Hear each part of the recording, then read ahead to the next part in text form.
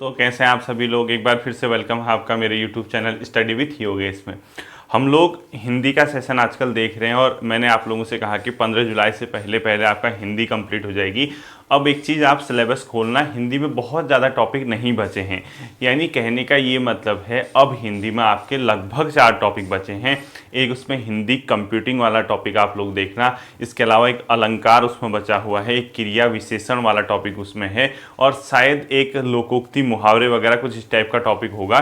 तो इसके अलावा जो आज मैं कराऊंगा, इसके बाद 3 या 4 या 5 क्लासेज आपकी हिंदी की बचती हैं। तो भरपूर समय हमें उस चीज़ का मिल जाएगा जहां हम आने वाले एग्ज़ाम में हिंदी के 20 में से अधिकतम स्कोर करने का क्या करें, प्रयास करेंगे। यानी आने वाले समय में 15 जुलाई के बाद आप लोगों की हिंदी की जो क्लास का पैटर्न होगा वो आपके प्रैक्टिस, यानी आपके जैसे स्वर व्यंजन पढ़ाया है वहाँ से कौन कौन सा क्वेश्चन पिक कर सकता है, आपको जैसे मैंने अलंकार बताऊंगा या आपको मैंने वाक्य वगैरह वाला चैप्टर समझाया, या इसी तरीके से बहुत से उपसर्ग प्रत्यय वाले हैं, तो कहाँ कहाँ से किस प्रकार के क्वेश्चन को पिक कर सकता है वो सब चीज़ें मैं आपको 15 जुलाई के बाद बताऊँगा। यानी एग्ज़ाम होने तक हिंदी की प्रैक्टिस चलते रहेगी बीच बीच में, ठीक है, ताकि आपको एक हैबिट बन जाए एग्ज़ाम में स्कोर करने की, किस प्रकार के क्वेश्चन पूछ सकते हैं।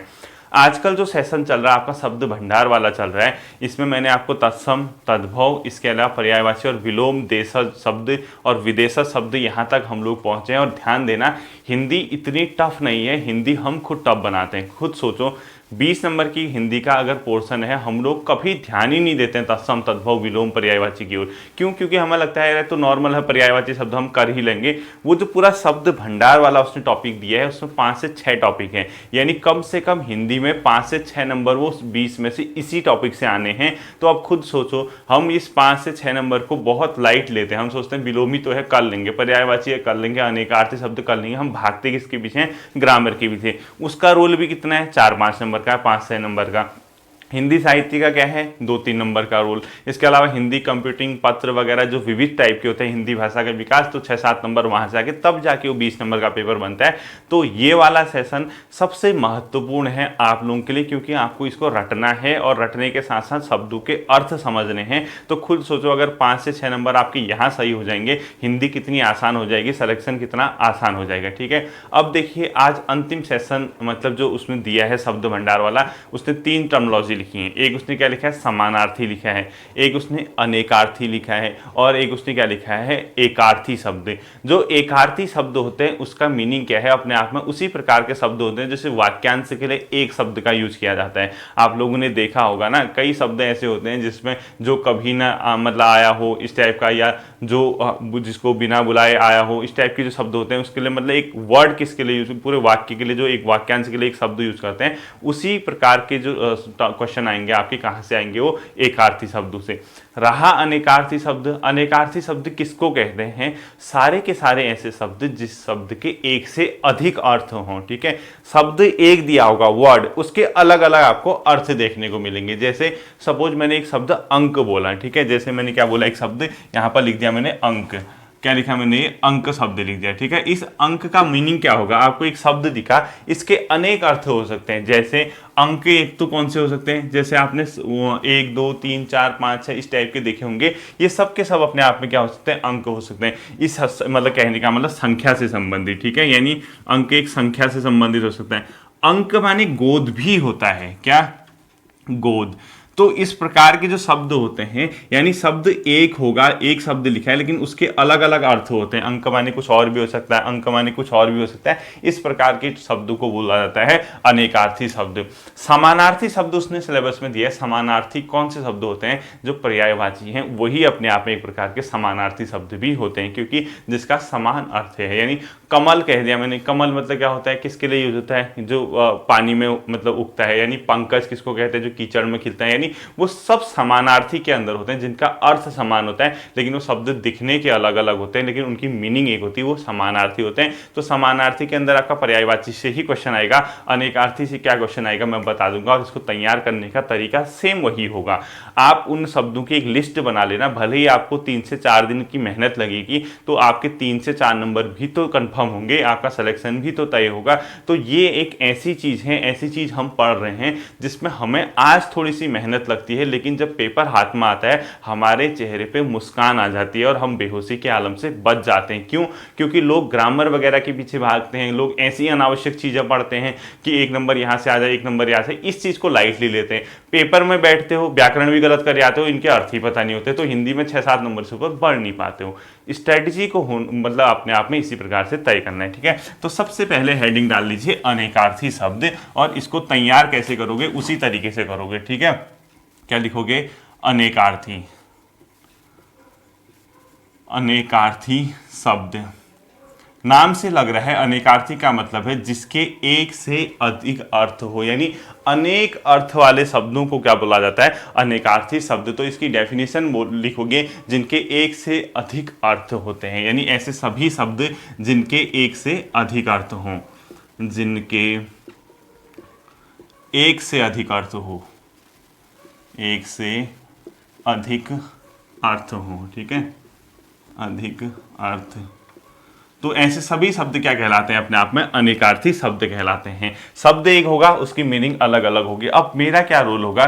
मैं आपको ऐसे शब्द लिखा दूंगा जो एग्जामों में आए हुए हैं और जो इंपॉर्टेंट हो सकते हैं।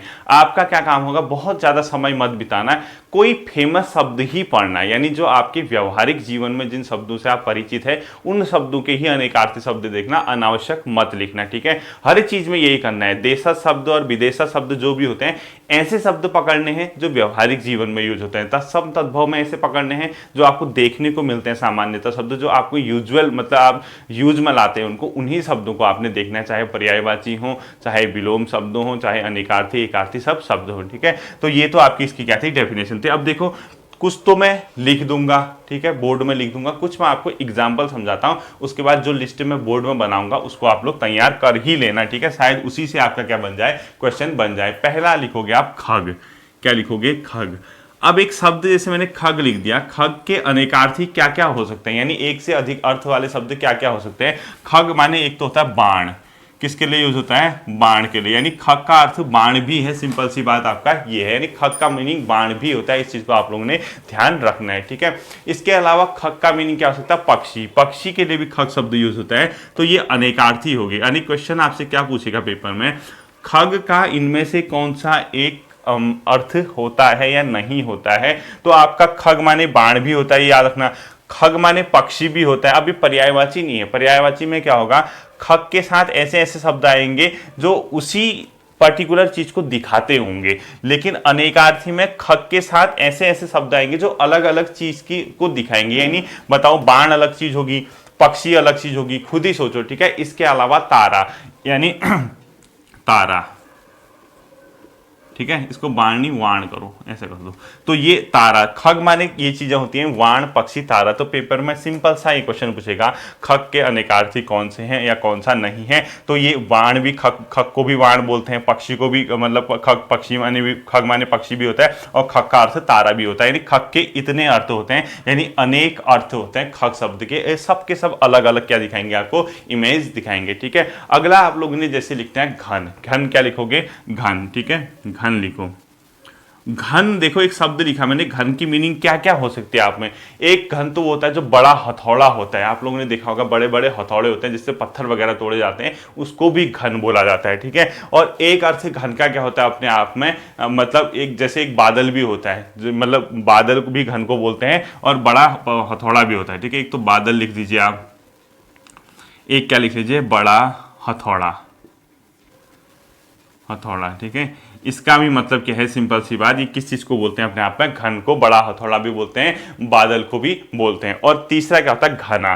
घना मतलब जो डेंस होता है, उसके लिए भी घन शब्द का क्या किया जाता है? प्रयोग किया जाता है। तो घन के अनेकार्थी शब्द क्या हो गए? ये हो गए। इसी प्रकार से एक शब्द मैं अपने आप में लिखा देता हूं, गुरु, ठीक है। गुरु क्या क्या हो सकता है? देखिए, गुरु के अनेकार्थी शब्द क्या क्या हो सकते हैं? इंपॉर्टेंट हैं, जितने लिखा रहा हूं वो तो याद रखने ही रखने, ठीक है।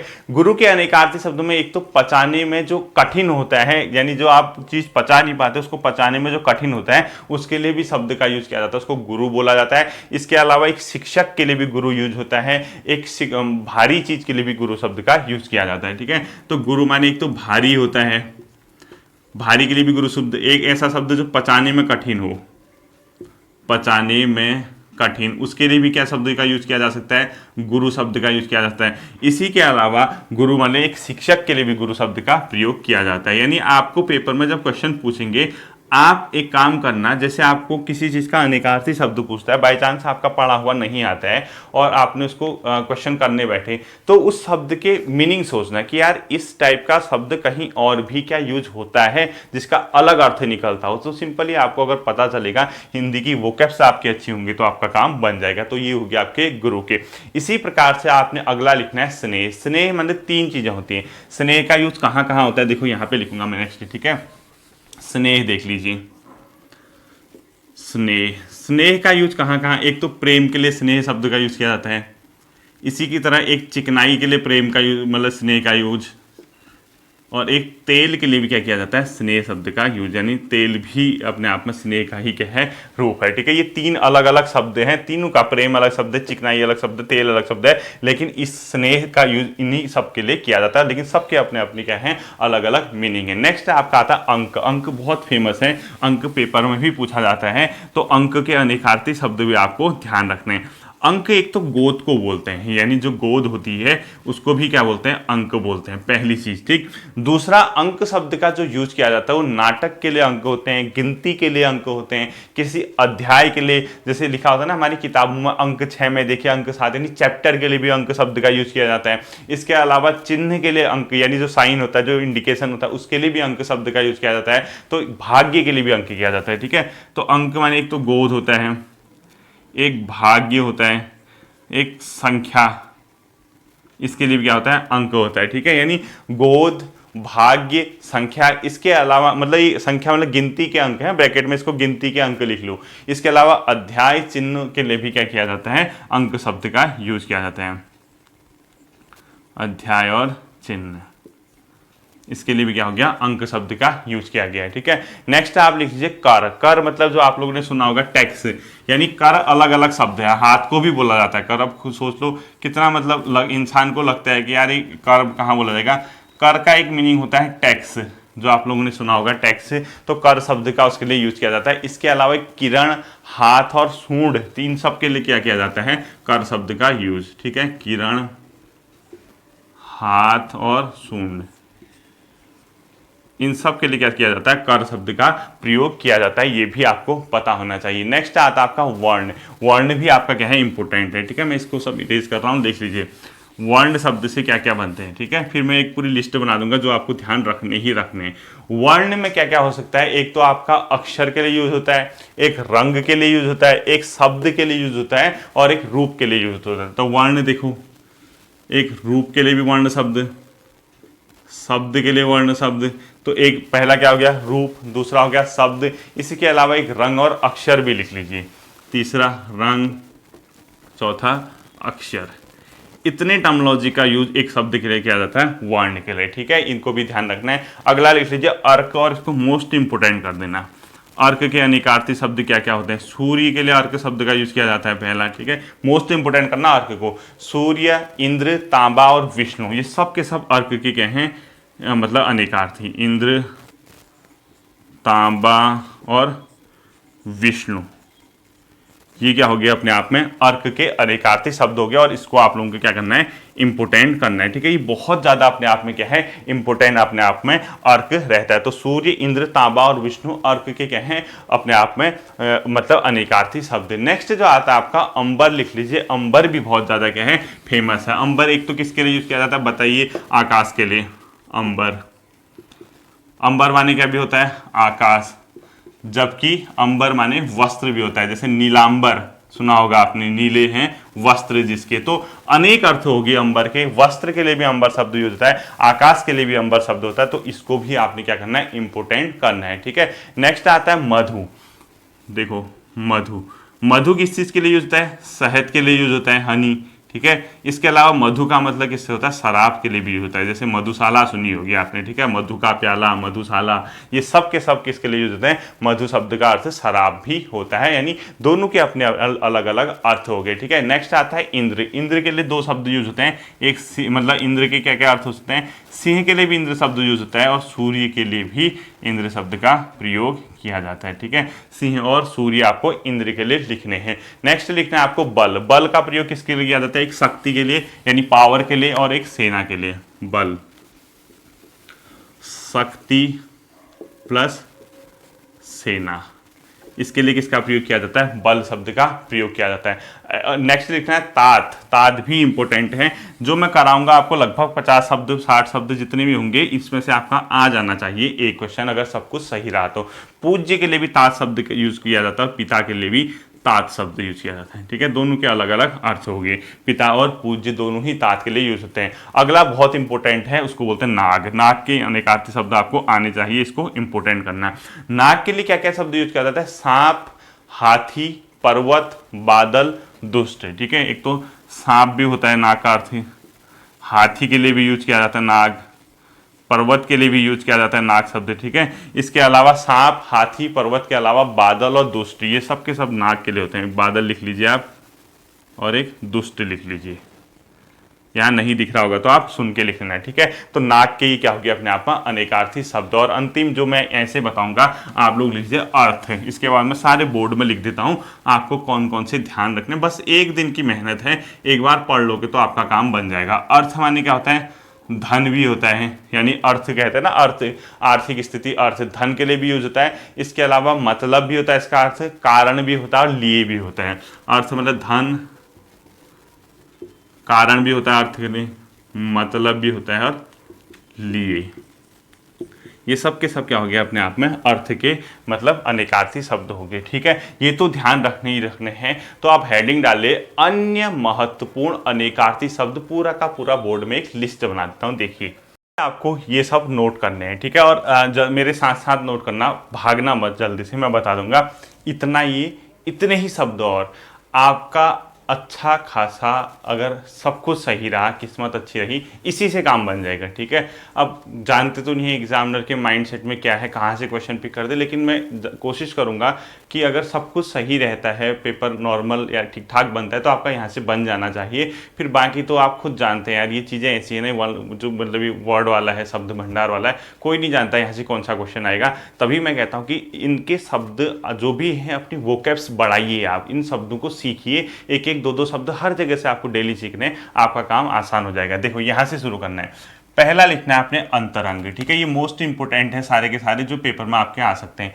अंतरंग का अर्थ एक तो होता है अंदर का, यानी इंटरनल जो होता है उसके लिए अंतरंग शब्द यूज किया जाता है।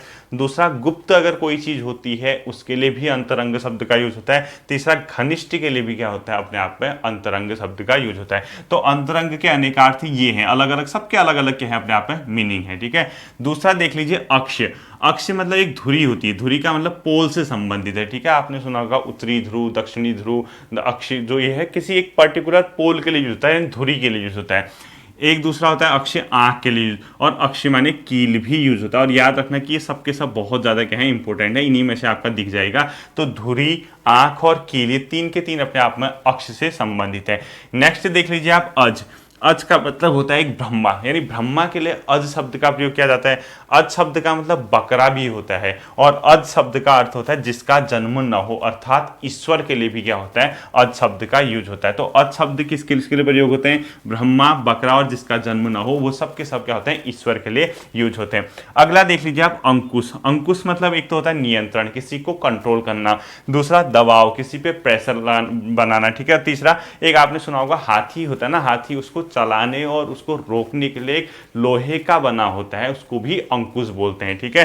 यानी हाथी को चलाने और रोकने हेतु लोहे की बनी मतलब चीज लिख दो, या लोहे का बना कोई भी अपने आप में अस्त्र, अस्त्र तो क्या कहेंगे उसके आप में, हाथी को चलाने और रोकने हेतु प्रयोग किया जाने वाला चाबुक वगैरह जो भी कहते हैं आप, ठीक है। तो उसको लिए क्या बोलते हैं, अंकुश शब्द का यूज होता है।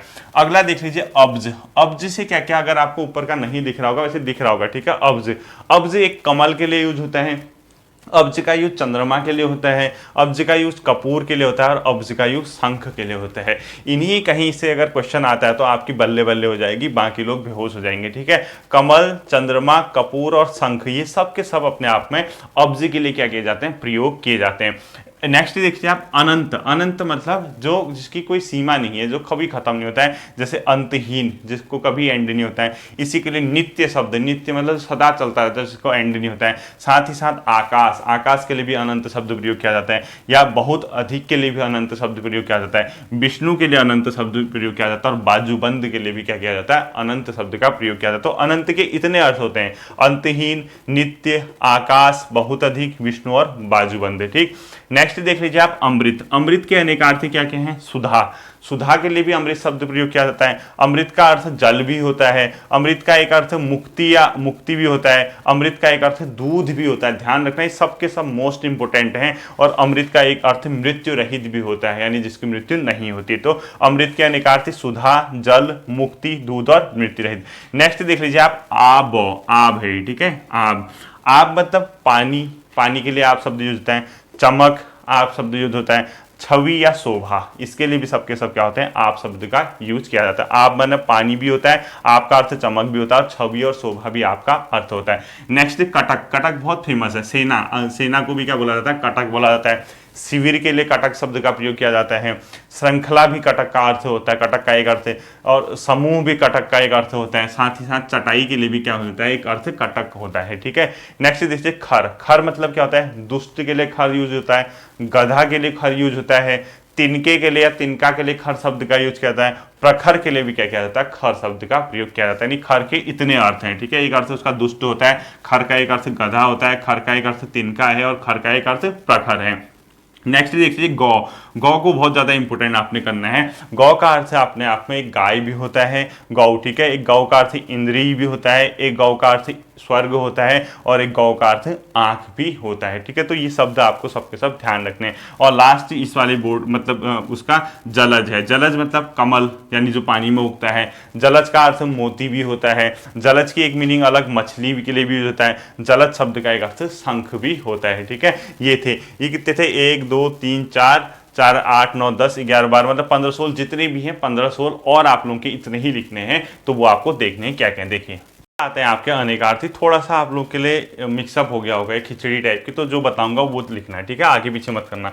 सबसे पहले चपला लिखो आप। चपला के 3 होते हैं। बिजली का अर्थ भी चपला होता है, लक्ष्मी के लिए भी चपला शब्द यूज होता है, चंचल के लिए भी चपला शब्द यूज होता है। ठीक है, बहुत चंचल है, चपला है कहते हैं ना। तो पहला आप लोगों ने लिखना है चपला। चपला में बिजली, लक्ष्मी और चंचल आएंगे। ठीक है, दूसरा लिखना है आपने तरंग। तरंग के अंदर कौन सी जो वेव होती है ना, उसके अलग अलग मीनिंग है। एक तो स्वर के लिए भी तरंग यूज होता है, लहरी के लिए तरंग यूज होता है, उमंग के लिए भी क्या होता है, शब्द तरंग का प्रयोग किया जाता है। ठीक, नेक्स्ट लिखना है आपको तीर। तीर मतलब एक तो नदी होता है, तीर शब्द का अर्थ नदी भी होता है, तीर शब्द का अर्थ तट भी है, तीर शब्द का अर्थ बाण भी है और तीर शब्द का अर्थ समीप भी है। यानी तीर अलग अलग चीजों के लिए यूज होता है, नदी के लिए, तट के लिए, बाण के लिए और समीप के लिए।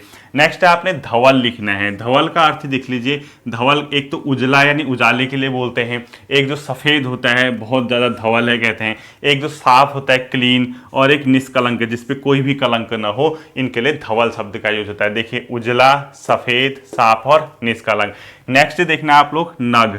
नग किसके लिए यूज होता है, पर्वत के लिए नग शब्द का यूज किया जाता है, संख्या के लिए नग शब्द का यूज होता है, सांप के लिए भी नग शब्द का यूज होता है, नगीना के लिए भी क्या होता है, अपने आप में नग शब्द का प्रयोग किया जाता है। नेक्स्ट देखना आप कलापी। कलापी मतलब एक मोर होता है, आपको दिख नहीं रहा होगा लेकिन लिख लेना। ठीक है, लास्ट में जगह है थी नहीं तो मैंने इसी में एडजस्ट किया है। कलापी मतलब एक मोर के लिए होता है, कोयल के लिए होता है और वट वृक्ष के लिए होता है। यानी कलापी के अलग अलग अर्थ हैं, एक मोर के लिए, कोयल के लिए, एक वट वृक्ष के लिए। ठीक है, नेक्स्ट देखिए आप नाग। नाग मतलब एक सांप के लिए जो होता है। नाग का अर्थ हाथी भी है, नाग का अर्थ पर्वत भी और नाग का अर्थ बादल भी है। यानी नाग के इतने मीनिंग है, देखिए अलग अलग अर्थ है। नाग शब्द सांप के लिए, हाथी के लिए, पर्वत के लिए और बादल के लिए यूज किया जाता है। नेक्स्ट इधर लिखा हमने जातरूप, और इसको इंपोर्टेंट करना, सोने के लिए भी यूज होता है जातरूप शब्द, और धतूरे के लिए भी अपने आप में एक शब्द यूज होता है, उसको बोलते हैं जातरूप, यानी सोना और धतूरा। नेक्स्ट आपने लिखना है नीलकंठ। नीलकंठ का अर्थ मोर भी है, नीलकंठ का एक मीनिंग शिव भी होता है, नीलकंठ एक पक्षी के लिए भी यूज होता है। तो नीलकंठ के आपको इतने ज़्यादा मीनिंग देखने हैं, ठीक है। अगला आता है आपका पट। पट मानी क्या होता है, एक कपड़ा है, एक पर्दा और एक किवाड़, यानी अलग अलग चीज होते हैं पट के लिए, कपड़ा, पर्दा और किवाड़। नेक्स्ट देख लीजिए आप पानी। पानी के क्या क्या अर्थ होते हैं, एक तो जल होता है पानी के लिए, मतलब जल के लिए पानी शब्द है, एक स्वाभिमान के लिए होता है, एक चमक के लिए और एक लज्जा के लिए, एक वर्षा के लिए। यानी अपने आप में जो पानी शब्द है, जल, स्वाभिमान, चमक, लज्जा और वर्षा के लिए क्या किया जाता है, अलग अलग इसके अर्थ होते हैं। पयोधर इंपोर्टेंट करना, बादल के लिए पयोधर शब्द, स्तन के लिए पयोधर शब्द, तालाब के लिए पयोधर शब्द और पर्वत के लिए क्या होता है अपने आप में पयोधर शब्द का प्रयोग किया जाता है। तो बादल, स्तन, तालाब और पर्वत, ठीक है, ये पयोधर के लिए। फल शब्द के क्या क्या अनेक अर्थ हैं, देखो मेवा फल के लिए यूज होता है, परिणाम जो रिजल्ट है, कहते हैं ना अच्छा फल मिलेगा, परिणाम रिजल्ट है।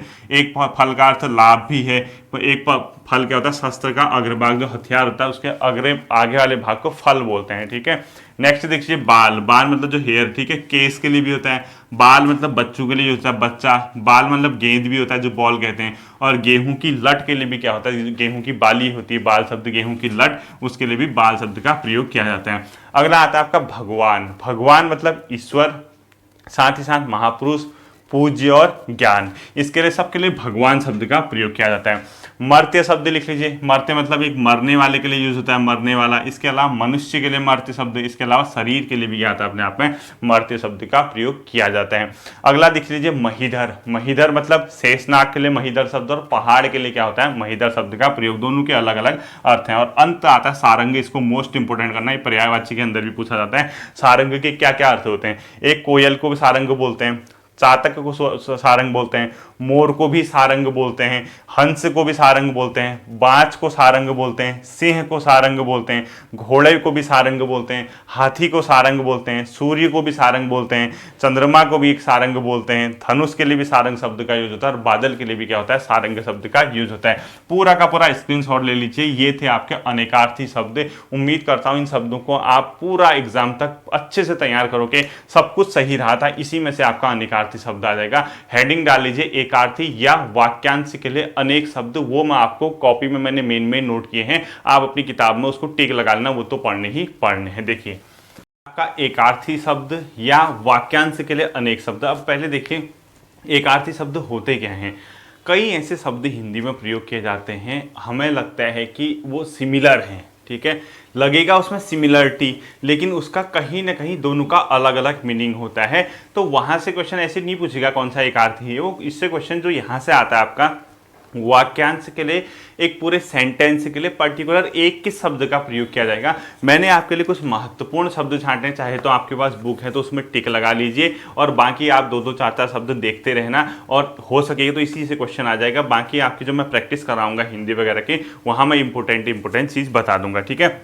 मैं सिर्फ शब्द लिखूंगा, आप लोग क्या कर लेना, उसका अर्थ में बोलूंगा, आप लोग पूरा उसको नोट कर लेना, ठीक है। पहला आता है आपका निशीथ। ये बहुत इंपॉर्टेंट है।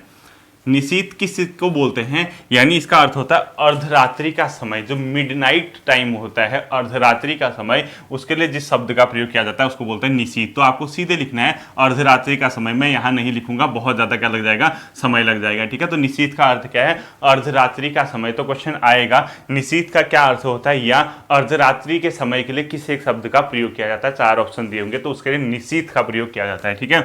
नेक्स्ट लिखना दीर्घ सूत्री। क्या लिखोगे, दीर्घ सूत्री। यानी दीर्घ सूत्री किसको बोला जाता है, जो धीमी गति से कार्य करने वाला, यानी जो धीमी गति से कार्य करता है, स्लोली प्रोग्रेस करता है, उसी को बोला जाता है दीर्घ सूत्री। जैसे आप लोगों ने देखा होगा, कई बार सुना होगा दीर्घ सूत्री कार्यक्रम, यानी जो लॉन्ग टर्म के लिए 5-5, 10-10 साल के लिए सरकारें योजनाएं लाती हैं, दीर्घ सूत्री कार्यक्रम लाती हैं, वो स्लोली प्रोग्रेस होती हैं, आगे बढ़ते रहती हैं। तो दीर्घ सूत्री का अर्थ क्या लिखोगे आप, सीधे धीमी गति से कार्य करने वाला, ठीक है। नेक्स्ट मैंने जो सिलेक्ट किया आप लोगों के लिए वो आता है गतानुगति। गतानुगति, तो अगला लिखो आप गतानुगति। गतानुगति का अर्थ क्या होता है अपने आप में, सीधे प्राचीन आदर्श के अनुसार चलने वाला, यानी जो पहले से हमारे आदर्श रहे, आइडल रहे पुराने टाइम से, उसी को मानकर चलने वाले के लिए जो एक शब्द होता है उसको बोलते हैं गतानुगति। तो इसको लिखो प्राचीन आदर्श के अनुसार चलने वाला, उसको बोलते हैं गतानुगति, यानी प्राचीन आदर्श के अनुसार चलने वाला। इसके लिए क्या लिखोगे, गतानुगति लिखोगे, ठीक है। नेक्स्ट आपको लिखना है निर्लिप्त। ये सब के सब इंपॉर्टेंट हैं, ठीक है। क्या लिखोगे, निर्लिप्त। निर्लिप्त का मतलब क्या है? जिसे किसी से लगाव न हो, यानी जिसे किसी भी चीज से लगाव न हो, उसके लिए जिस शब्द का यूज किया जाता है उसको बोला जाता है निर्लिप्त। ठीक है, ये भी अपने आप में इंपॉर्टेंट है, तो इसको लिखो जिसे किसी से लगाव न हो। जैसे निशीथ लिखा आपने अर्धरात्रि का समय, दीर्घ सूत्री लिखा जो मतलब धीरे धीरे काम करता है, यानी स्लो स्लो वर्क करता है। गतानुगति जो प्राचीन आदर्शों को मानकर चलता है। निर्लिप्त मतलब क्या होता है? सीधी सीधी बात, जिसे किसी से भी लगाव न हो। नेक्स्ट आता है आपका अधीर। ये भी बहुत इंपॉर्टेंट है। अधीर के लिए जो पूरा वाक्यांश है इसके लिए बनता है जिसे धैर्य न हो, या जिसके अंदर धैर्य न हो, जिसके अंदर पेशेंस न हो, उसको बोलते हैं अधीर। तो इसके अंदर इसको लिखो जिसके अंदर धैर्य न हो, उसके लिए जिस शब्द का यूज होता है उसको बोला जाता है अधीर शब्द। ठीक है, नेक्स्ट है आपने लिखना है किंग कर्तव्य विमूढ़, यानी जिसे अपने कर्तव्य का बोध न हो उसको बोलते हैं किंग कर्तव्य विमूढ़। ठीक है, लिखो किंग कर्तव्य विमूढ़। किंग कर्तव्य विमूढ़। तो इस किंग कर्तव्य विमूढ़ का अर्थ क्या लिखोगे? जिसे अपने कर्तव्य का क्या न हो, बोध न हो, उसके लिए क्या यूज किया जाता है? किंग कर्तव्य विमूढ़ शब्द का प्रयोग किया जाता है। तो इसके आगे लिखना जिसे अपने मतलब कर्तव्य का बोध न हो। ठीक है, अगला लिखो आप अनुग्रहित। अनुग्रहित। अनुग्रहित शब्द का जो अर्थ होता है इसको होता है जिस पर अनुग्रह किया गया हो। इसको लिखोगे जिस पर अनुग्रह किया गया हो। तो क्वेश्चन क्या पूछता है? क्वेश्चन इधर का देगा, अर्धरात्रि का समय क्या कहलाता है? धीमी गति से कार्य करने वाले को क्या कहते हैं? प्राचीन आदर्शों को मानने वाले को क्या कहते हैं? जिसे किसी से लगाव न हो उसे क्या कहते हैं? जिसे धैर्य न हो उसे क्या कहते हैं? जिसे अपने कर्तव्य का ज्ञान न हो क्या कहते हैं? अनुग्रहित किसे कहते हैं? जिस पर अनुग्रह किया गया हो। इसको लिखोगे जिस पर अनुग्रह किया गया हो उसको बोलते हैं अनुग्रहित। नेक्स्ट आता है आपका कृतज्ञ। कृतज्ञ। ठीक है, कृतज्ञ का मतलब क्या होता है? किए गए उपकार को न मानने वाला। जैसे अगर आपको कोई आप पे उपकार कर रहा है, आपको समझा रहा है, आपके लिए कार्य कर रहा है, फिर भी आप उसको नहीं मानते हैं तो आप कृतज्ञ हैं। ठीक है, तो लिखो किए गए उपकार को न मानने वाले के लिए कृतज्ञ शब्द का क्या किया जाता है? प्रयोग किया जाता है। नेक्स्ट आता है आपका किंवदंती। क्या लिखोगे? किंवदंती।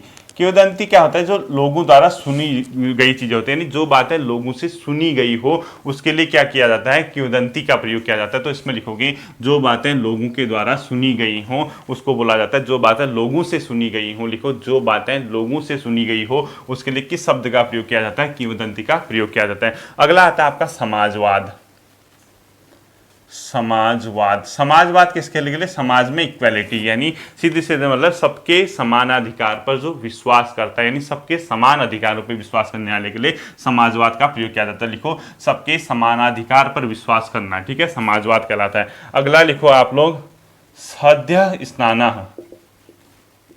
स्नाता। ठीक है, सद्य स्नाता। जिसने अभी अभी स्नान किया हो या अभी अभी नहाया हो उसको बोलते हैं सद्य स्नाता। ठीक है, तो क्या लिखोगे? सद्य स्नाता को जिसने अभी अभी स्नान किया हो उसके लिए एक शब्द होता है सद्य स्नाता। नेक्स्ट आता है आपका राजसिक। क्या लिखोगे? नेक्स्ट राजसिक। राजसिक का क्या अर्थ होता है? रजोगुण वाला, यानी सीधे सीधे बात रजोगुण वाला। इसमें लिखो रजोगुण वाला। इसके लिए राजसिक शब्द का प्रयोग किया जाता है, रजोगुण वाला। अगला आता है आपका अन्योदर, जो अन्य माता से उत्पन्न हुआ हो। अन्योदर।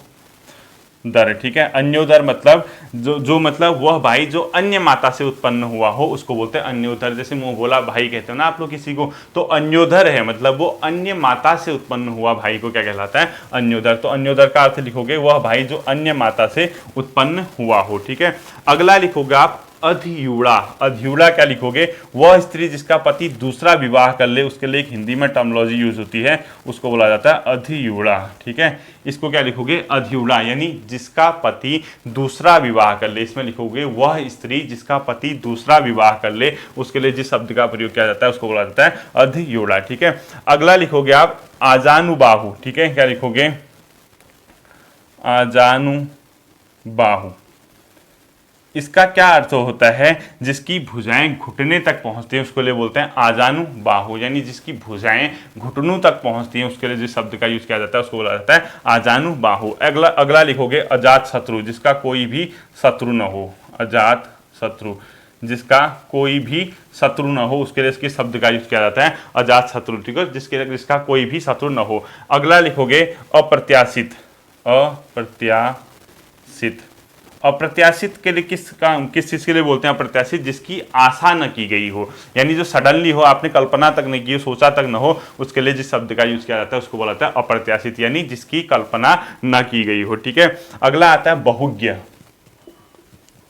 क्या लिखोगे अगला आप लोग? बहुज्ञ। बहुज्ञ का क्या होता है? सीधे सीधे बहुत जानने वाला, यानी जो बहुत जानकार होता है उसके लिए जिस शब्द का प्रयोग किया जाता है उसको बहुज्ञ बोलते हैं, यानी बहुत जानने वाला, यानी बहुत जानकार जो होता है। अगला आता है आपका नंद कानन। क्या लिखोगे? नंद कानन। नंद कानन शब्द का प्रयोग किसके लिए किया जाता है? देवताओं का जो उपवन होता है उसके लिए नंद कानन शब्द का यूज किया जाता है। तो इसमें लिखोगे देवताओं का उपवन, इसके लिए नंद कानन शब्द का प्रयोग किया जाता है। अगला लिखोगे अनाहुत, जो बिन बुलाए आया हो। अनाहुत। अनाहुत के लिए क्या लिखोगे? जिसे बुलाया न गया हो। अनाहुत क्या बोलते हैं? जिसे बुलाया न गया हो, तो उसके लिए अनाहुत लिखो, जिसे बुलाया न गया हो। अगला लिखना है अद्वितीय, जो पहले कभी ना हुआ हो, यूनिक जिसको बोलते हैं। ठीक है, अद्वितीय यानी सीधी सीधी बात, जिसके समान दूसरा न हो, लिखो इसको। अद्वितीय मतलब जिसके समान दूसरा न हो, कहते हैं ना यूनिक चीज है यार, तो ये वही है अद्वितीय। ठीक है, जिसके समान कोई दूसरा न हो। नेक्स्ट लिखना है आपने अभूतपूर्व। अभूतपूर्व, इसका अर्थ है अपने आप में जिसके समान, मतलब अभूतपूर्व जो पहले न हुआ हो, यानी पहली बार ऐसा हो रहा है जो पहले कभी न हुआ, उसके लिए अभूतपूर्व शब्द का यूज किया जाता है। अगला लिखो आप लोग दावानल। दावानल। दावानल। दावानल मतलब होता है जंगल में लगी आग। ये बहुत इंपॉर्टेंट है, पेपरों में आता है। दावानल किसके लिए यूज किया जाता है? जंगल में लगने वाली आग के लिए। ठीक है, अगला लिखो जठराग्नि। जठराग्नि। जठराग्नि का मतलब है अपने आप में अन्न को पचाने वाला, यानी अन्न को पचाने वाली जो आग होती है उसको बोलते हैं जठराग्नि। अन्न को पचाने वाली आग के लिए जठराग्नि। ठीक है, नेक्स्ट लिखना है आपने जिगीसा। क्या लिखोगे? जिगीसा। जिगीसा का मतलब होता है जीतने की इच्छा। जिगीसा के लिए जिस शब्द का यूज करोगे आप लोग वो है अपने आप में जिगीसा। ठीक है, जीतने की इच्छा लिखो। अगला लिखो जिजीविसा। जिजीविसा।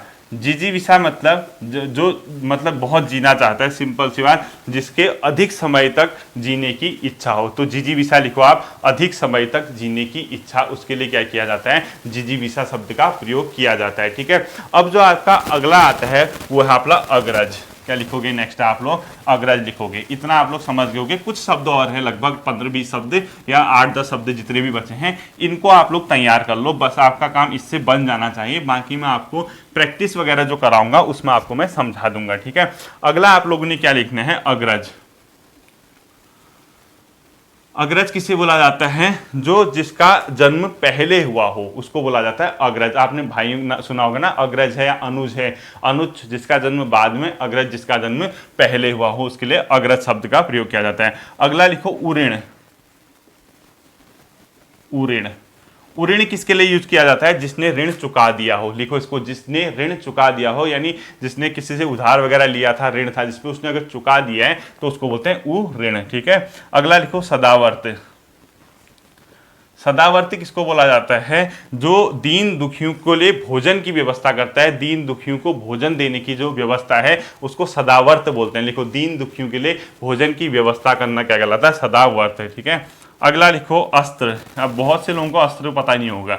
अस्त्र किसको बोलते हैं? दूर तक फेंक कर चलाया जाने वाला हथियार। दूर से फेंक कर चलाया जाने वाला हथियार अस्त्र कहलाता है, और शस्त्र अलग चीज होता है। तो इसको लिखो, दूर से फेंक कर चलाया जाने वाला हथियार। इसके लिए क्या यूज होता है? अस्त्र। ठीक है, अगला लिखोगे अमोघ। लगभग 10-12 शब्द बचे हैं बस। अमोघ। अमोघ किसको बोला जाता है? निष्फल न होने वाला, यानी जो ऐसा होगा, कहते हैं ना अमोघ अस्त्र है, अमोघ बाण छोड़ूंगा, जिसके फेल होने की संभावना बहुत कम होती है, जो फेल नहीं होता है। यानी आप इसको लिखोगे निसफल न होने वाला, उसको बोलते हैं अमोघ। निसफल न होने वाले के लिए अमोघ शब्द। अगला लिखोगे आप उरग। ये भी इंपॉर्टेंट है। उरग बोलते हैं छाती के बल चलने वाले को, उरग शब्द का यूज किया जाता है। इसमें लिखो छाती के बल चलने वाले को। ठीक है, अगला लिखो आप शाश्वत। शाश्वत मतलब हमेशा रहने वाला। शाश्वत के आगे लिखो हमेशा रहने वाले के लिए जो शब्द यूज होता है शाश्वत। अगला लिखना है आपने होदा। होदा। ये बहुत इंपॉर्टेंट है, ठीक है। हौदा, हौदा किसको बोलते हैं? जो हाथी के पीठ पे आसन होते हैं ना, जिस पे बैठते हैं, उसी को हौदा बोलते हैं। तो हौदा के आगे आप लोग लिखो हाथी के पीठ पर रखा गया आसन, हाथी के पीठ पर रखा गया आसन। अगला लिखना है आपने औपनिवेशिक, औपनिवेशिक, ये शब्द देखना, ये उपनिवेशिक आता है पेपर में, औपनिवेशिक ऐसे ही लिखना वहाँ। औपनिवेशिक किसे कहते हैं? जिसका संबंध उपनिवेश से हो। उपनिवेश मतलब जो अब मैंने कहा था ना, जैसे भारत ब्रिटेन का अंडर था, तो ब्रिटेन के लिए भारत क्या हो गया? उपनिवेश हो गया। यानी जिसका संबंध उपनिवेश से हो उसको औपनिवेशिक बोलते हैं। अगला लिखो अन्यमनस्क, अन्यमनस्क, ठीक है।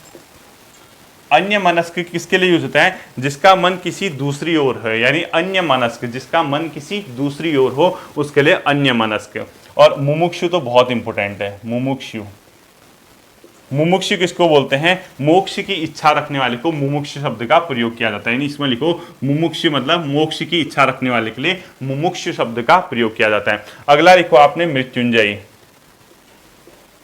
मृत्युंजय, मृत्युंजय किसके लिए बोला जाता है? जिसने मृत्यु को जीत लिया हो उसके लिए मृत्युंजय शब्द का क्या किया जाता है? प्रयोग, यानी जिसने मृत्यु को जीत लिया हो। अगला लिखो अपरिमेय, जिसको नापा न जा सके, अपरिमेय, जिसे नापा न जा सके उसके लिए अपरिमेय शब्द का यूज किया जाता है, ठीक है। और लास्ट के कुछ हैं, एक मितभाषी लिखो आप लोग, कम बोलने वाला, मितभाषी लिखो, कम बोलने वाला, ठीक है, कम बोलने वाले के लिए मितभाषी। अगला लिखो वाचाल, अधिक बोलने वाला, वाचाल लिख देना आप लोग, अधिक बोलने वाला। एक लिख लो आप अतीन्द्रिय, अतीन्द्रिय, अतीन्द्रिय किसके लिए यूज किया जाता है? इंद्रियों की पहुंच से बाहर, जो आपकी इंद्रियां नहीं समझ पाते उससे बाहर होता है, अपनी मतलब इंद्रियों की पहुंच से बाहर अतीन्द्रिय लिखना है, ठीक है। एक लिखो सार्वभौमिक, 4 शब्द और बचे हैं, सार्वभौमिक, सार्वभौमिक का अर्थ क्या होता है? समस्त पृथ्वी से संबंध रखने वाला, यानी समस्त पृथ्वी से संबंध रखने वाले को सार्वभौमिक बोला जाता है, ठीक है। अगला लिखो आपने अंकीचन, जिसके पास कुछ ना हो, ये बहुत इंपॉर्टेंट है। अंकीचन, अंकीचन का अर्थ होता है जिसके पास कुछ भी न हो उसको अंकीचन कहते हैं। अगला लिखो आप जलचर, इसके बाद 2 शब्द बचे हैं, ठीक है। जलचर का मतलब होता है जल में रहने वाले जीव, जल में रहने वाले जीवों के लिए क्या शब्द यूज किया जाता है? जलचर किया जाता है। एक लिखो संवाददाता, संवाददाता, संवाददाता किसके लिए होता है? जो समाचार लेकर आता है, ठीक है, समाचार ले लाने वाले को संवाददाता बोला जाता है। और लास्ट लिखो आप लोग मृगलोचनी, मृगलोचनी, लोचन मतलब आंख होता है, ठीक है। तो इसमें लिखो मृग के समान जिसके हैं लोचन, यानी मृगलोचन, यानी मृगलोचनी लिखना है आपने, मृग के समान जिसके हैं लोचन, ठीक। ये थे आपके मेन जो अपने आप में क्या आते हैं? अनेकार्थी सब, मतलब सॉरी, जो एकार्थी आते हैं, वाक्यांश के लिए एक शब्द आते हैं। अब देखना आपके पास जो भी किताब है, जो आपको नहीं आता होगा, ये तो करने ही करने हैं, कुछ ऐसी चीज जो बहुत इंपॉर्टेंट है नहीं आती उसको हाईलाइट करके बुक में ही पढ़ना है, उसको अलग से नोट से नहीं बनाने, ठीक है। फिर मिलता हूं आपके साथ अगले सेशन पे, अपना ध्यान रखिए। कल संडे लाइव क्विज अगर नहीं होगी, मैं होगी तो बता दूंगा, नहीं होगी तो कल भी वीडियो आएगी। अपना ध्यान रखना, थैंक यू।